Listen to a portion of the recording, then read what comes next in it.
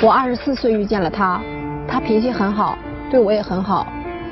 不久我们便很快结婚了，婚后过得很幸福。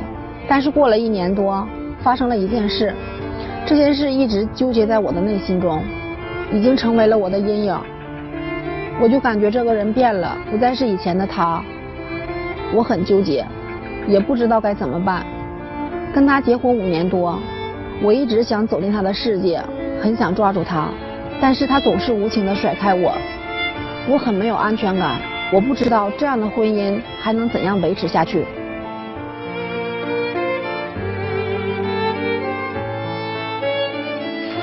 到底发生了什么事儿？5年的婚姻，让女生觉得连男生的内心她都没进去过。掌声请出他们，掌声有请。男嘉宾小刘31岁，来自吉林个体；女嘉宾小杨30岁，同样来自吉林，也是个体。来，有请2位，有请。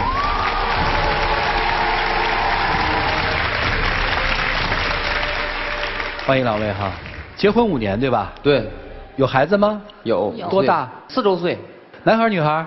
女孩。我们先从那个让我特晕的事儿开始说起，好不好？就是自从发生了一件这儿之后，你觉得他就变了，是个什么事儿啊？我们结婚1年多吧，然后他就说出去打工啊，然后半年多都没有回家啊，就这个事儿吧，到现在为止就已经是我心里的一个阴影了，不，就以至于他现在做啥事儿，就是说啥话，我变得都开始不信任他。好，我问清楚啊。就是出去打工半年不回家也很正常，有很多人1年可能春节才回1次家，因为他有联系，因为他不是在外地，就是在本市。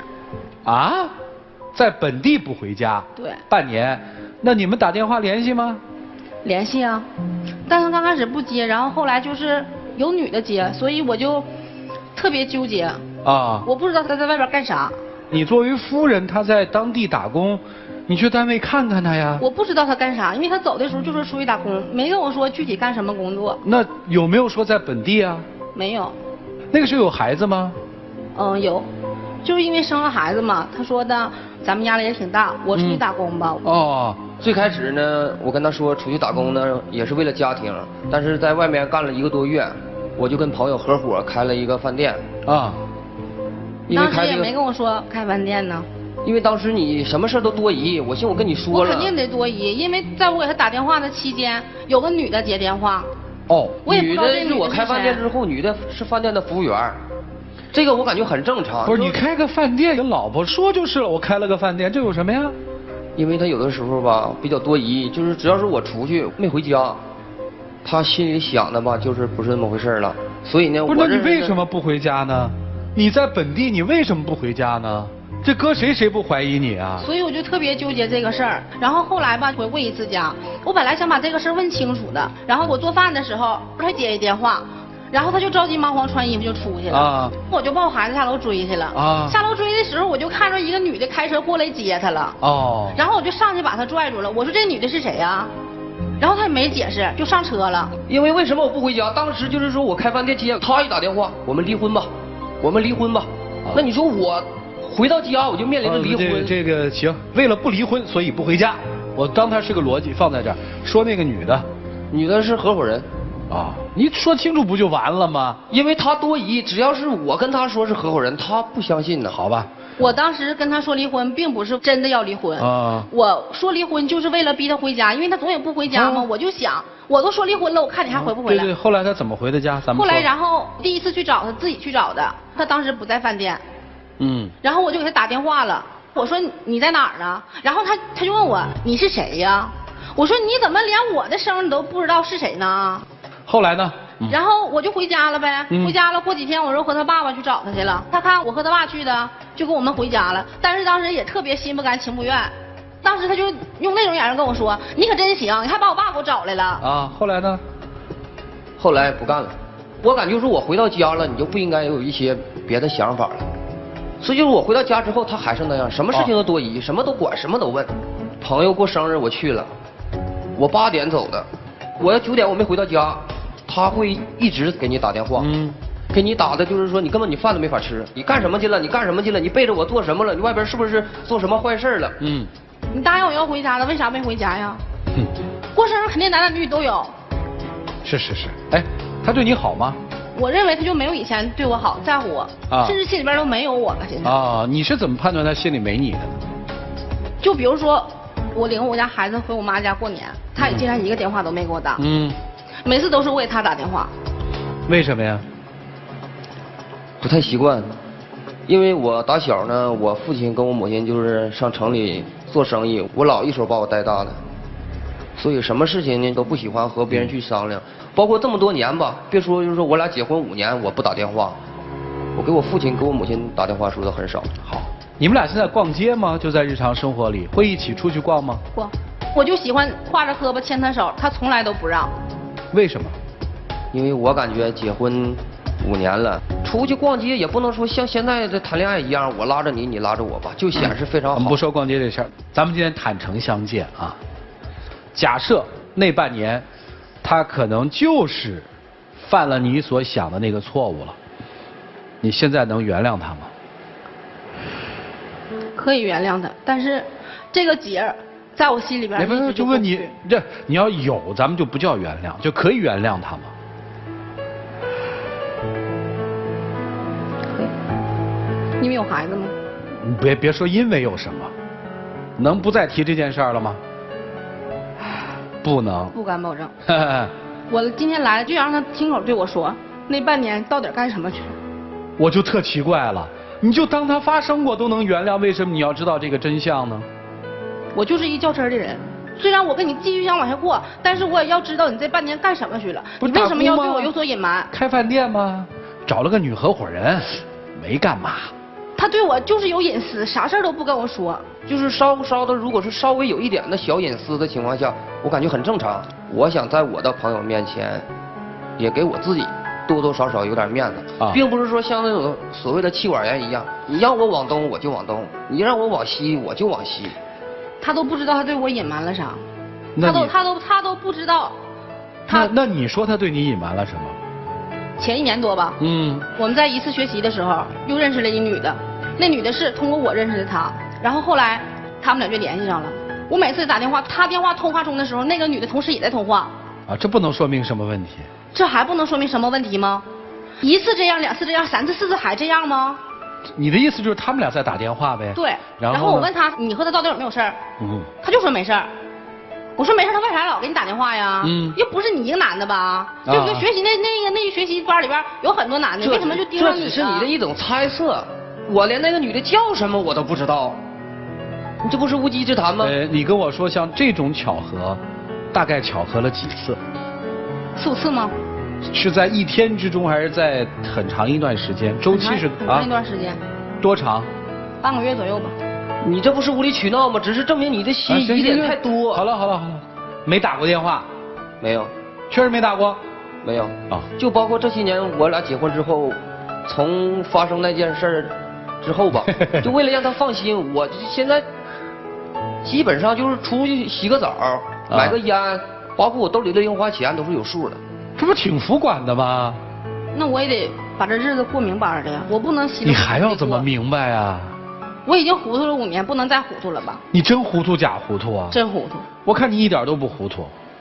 老师们，您把话说破吧。一起进入丘比特问卷。两位好。老师好。哎，这位女士，我是觉得正是因为你糊涂，所以你才能跟你老公过5年。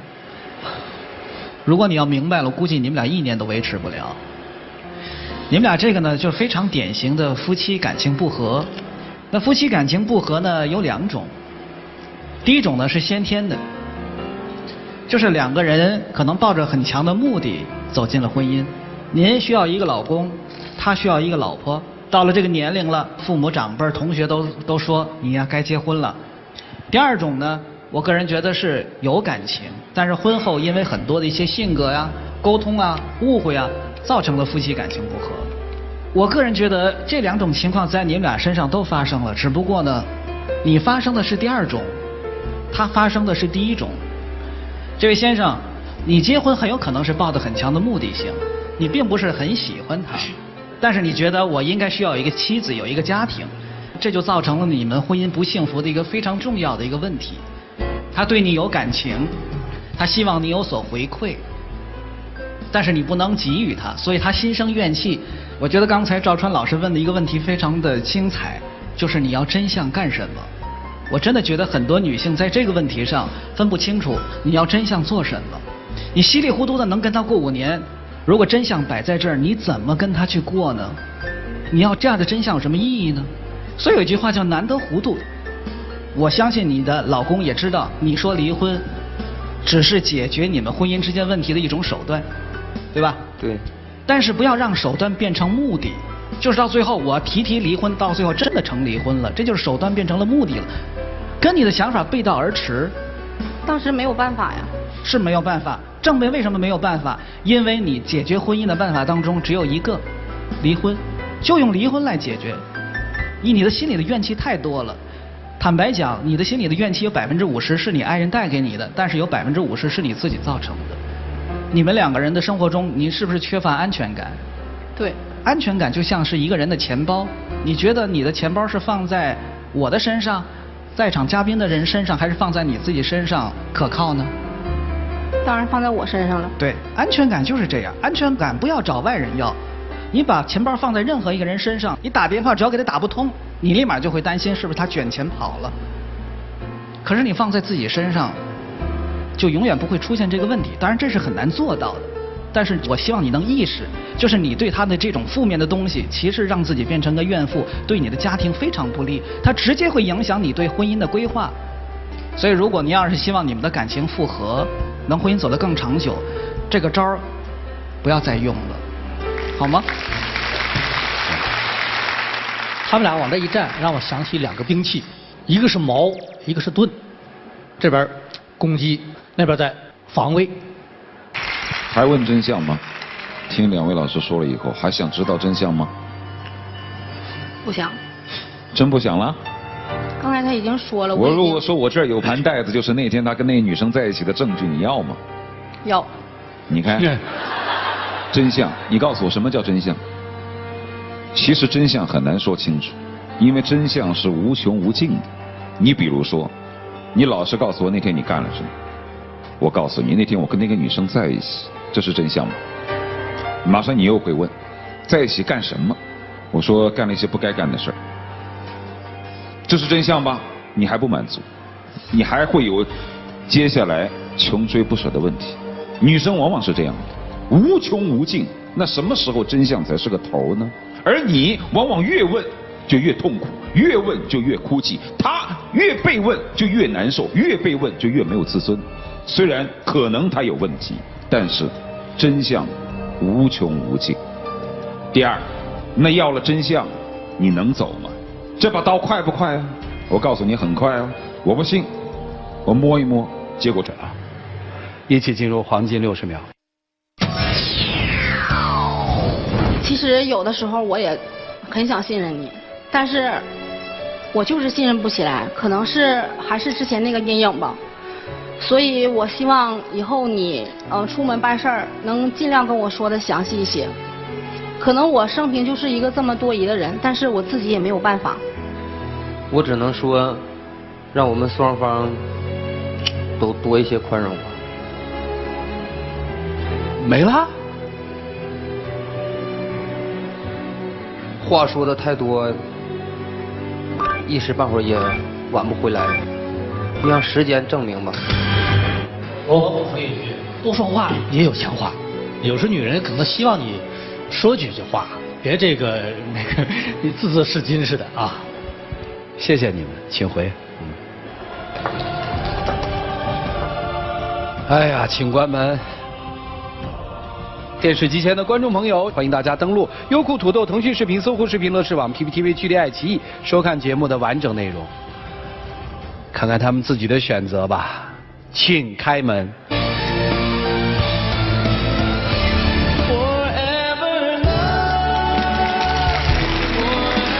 主动点儿，来往中间站，拉老婆的手，拉着。我一般不爱提这要求，但是我今天必须提，你亲他一下，稳啊，稳。刚才于老师分析那对，其实不都是为了要爱吗？咱换一种方式会更好。以后上街就拉着他的手，拉着零花钱走。来，有请我们的小话筒，有请。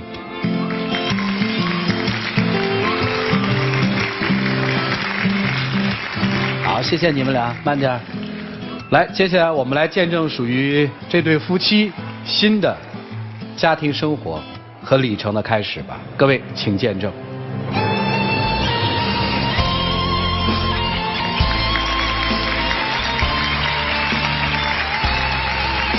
经过这次，我希望我们俩给对方一个宽容的心，也让我们的爱情走得越来越远。